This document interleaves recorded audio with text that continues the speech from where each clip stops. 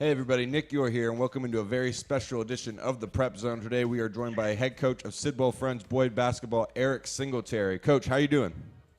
I'm doing great, Nick. Thanks for having me. No problem. So we're going to get right into it. You guys just had a big game versus Georgetown Day, a big MAC conference game versus your rivals. What do you like that you saw to your team, and maybe some things you'd like to work on moving forward the rest of this year? I'm just excited how we were able to bounce back from two losses last week. You know, anytime you play in conference play, as you guys follow so much basketball, Nick, like it's about, basically attrition and who can, finish the season out strong. So I like the way that we bounced back from last week. I think that, guys got back into a rhythm of, playing the great defense that we're known for. And, hopefully we can finish up, really strong down the stretch. Yeah, two tough opponents you guys played there last week. We're going to take a quick commercial break, but don't go anywhere. We'll be right back with Sidwell Friends head coach Eric Singletary. DMVstream.com, the Mid-Atlantic's leader in sports video, broadcasting, and live streaming. Contact us today to learn more about our services and streaming packages. Visit us on the web at DMVstream.com. That's DMVstream.com.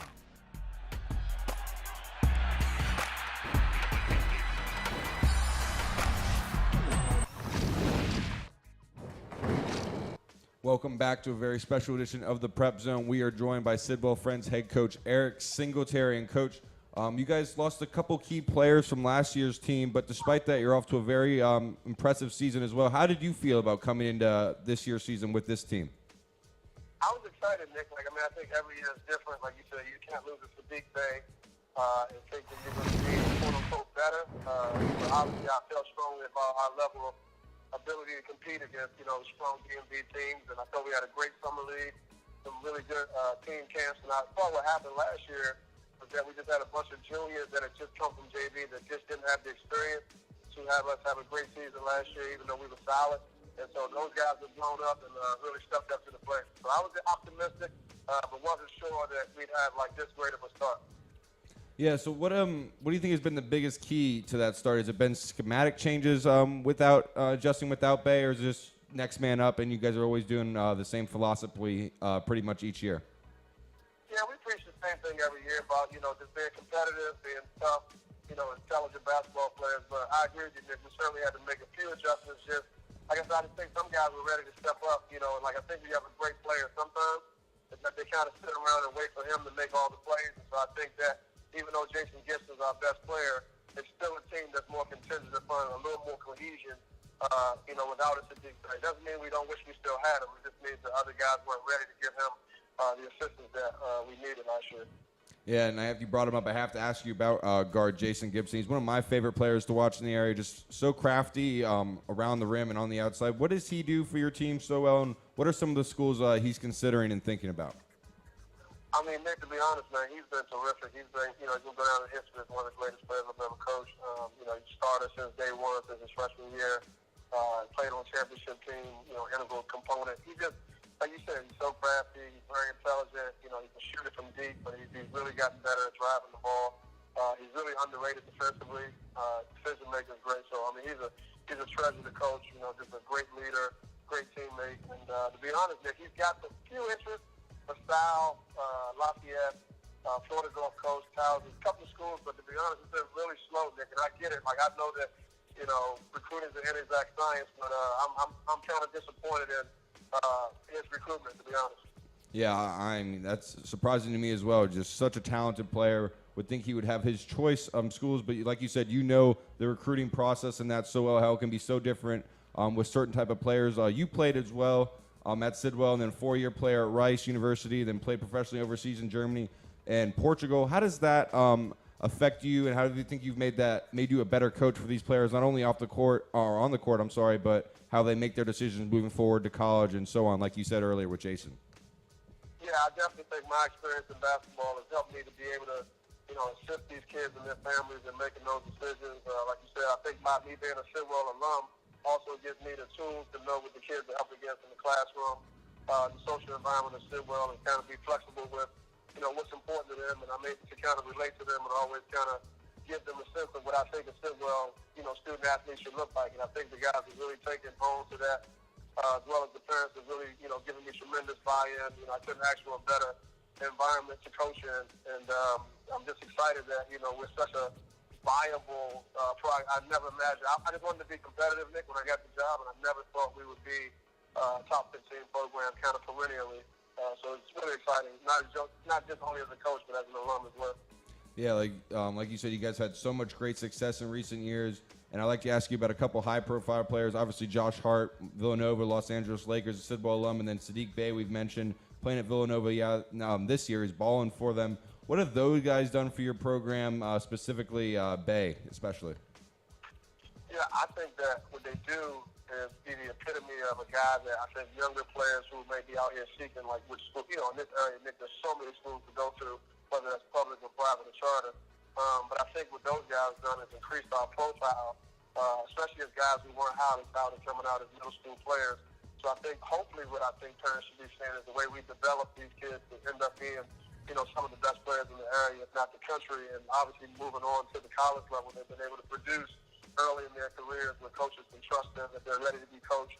So I think they've really helped increase our profile of what we do at Sidwell, and how we get our guys better and how we get them ready to compete against the best, teams in this area. So I think that, then obviously by them going on to college and producing, and now Josh, in the pros, I think that really gives us, just increases our profile with the general area of Washington, D.C. basketball.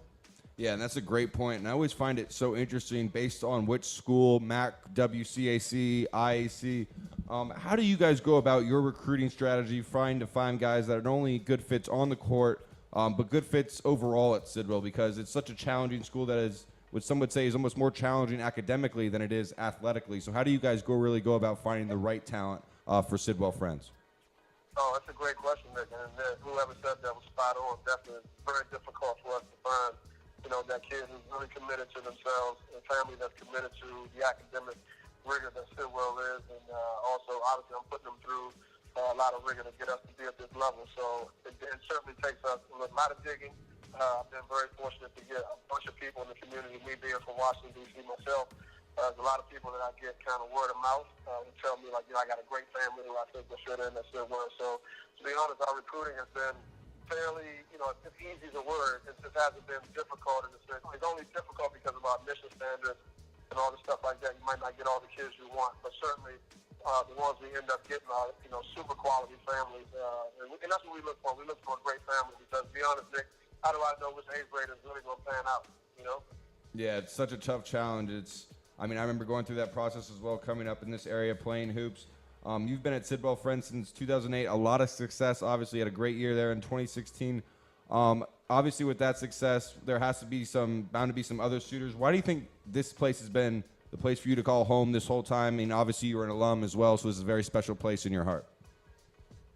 Yeah, I think that's the best part, honestly. I think, like I always tell the kids, when we win, I win twice. I win as a coach, and then I win as an alum. It's just a great feeling. When I was in Sidwell, we were solid, decent, but nothing, to write home about. It always felt like a personal journey for me. And so now I just love the fact that we have a collective of players that allow me to be on your show. That's why I always try to tell them that, their success is all of our success. So I'm just overjoyed that, we're the highly respected championship program, that competes for championships and, rankings and all those stuff. And obviously, like you said, sending guys on to the next level. I couldn't dream that our program would be, like I said, at this level and this kind of exposure. So it's an amazing feeling. Yeah, it's been really a treat to just watch your program grow over the past couple of years to a top 15, top 20 program in the area, and really elevated the MAC conference as a whole. And they have great teams all the time, Flint Hill, Murray. It's really become one of the best conferences in the area. So like you said, your teams, they have developed into these great expectations that you've envisioned. So do they change year for year with you guys' expectations, or is it pretty much every year you guys are really drawing out trying to win the MAC championship every single year? Yeah, I think at this point, Nick, you temper your expectations, right? But I think certainly the standard in which we kind of operate and kind of, build and getting us ready puts us in a position to be highly competitive. And you let the kids themselves try to dictate whichever goals are important to them, but certainly, because, our main goal is to win the next game we play. And if that leads us to a championship, then I think that's great. But, sometimes you don't want to get too far ahead of yourself. But I am pleased, as you said earlier, that we are in a position now that the program is somewhat self-sustaining, that we can kind of have loftier goals. But I try to let the kids, come to and tell me what their goals are. And fortunately for me, they've always wanted the highest of goals, so we're able to, prepare for those goals as well.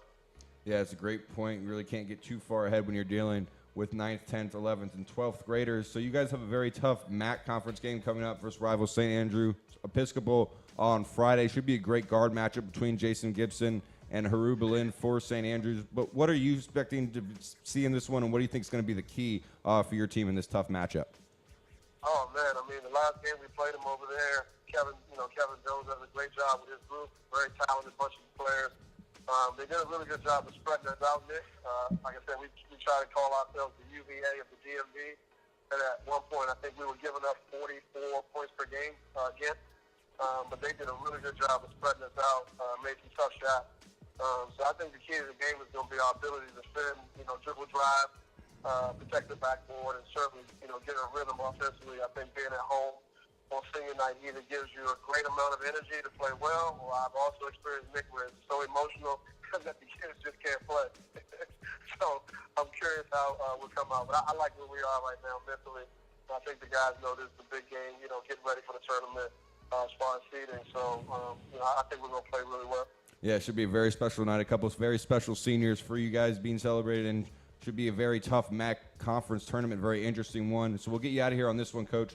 What do you think is going to be the most important thing for your team to try and make a good run, a deep run in that MAC conference championship? I think consistency of focus. I think at this time of year, Nick, you run into teams that, they always say there's 3 different seasons. Like you got the beginning, you got the middle where you sustain yourself, and then you got to find some new guys, and that doesn't mean that the old guys have to become new at the end of the year. They don't have to do anything different, but their focus has to be at a high level, play with a sense of urgency, know that every possession matters. All the stuff we say all year gets highlighted and heightened at this time of the year. So I just think if we can really go inward and play, like we say, like a fist, and, guys stay connected, and I think we have a great shot. Because I like the components of our team. Like you said, albeit the league is so tough, but when we play together, I love how competitive we are, and I think we can beat anybody in the city.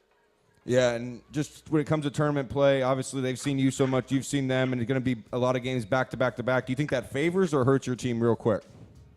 I think that favors our team, actually. I think a lot of times I get more nervous when we have a little bit more time off, Nick.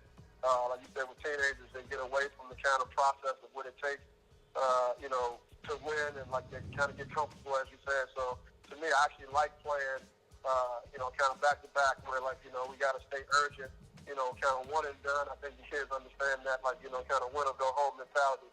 Puts them a little bit more on edge. So you often don't struggle keeping their focus when it's back to back like that. Yep, certainly what makes March Madness and March basketball great. And that's going to do it for us here on the Prep Zone. We're going to thank head coach of Sidwell Friends, Eric Singletary, for joining us. Thank you very much, Coach.